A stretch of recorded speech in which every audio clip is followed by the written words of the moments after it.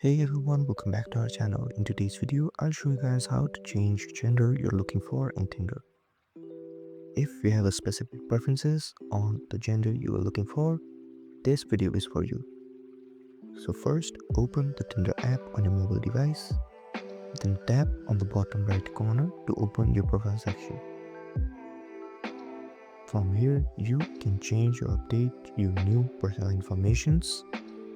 So after you've opened your profile section, go ahead and tap on the pen icon or the edit button right here. Then scroll down until you see gender, and right below gender you'll see the orientation menu.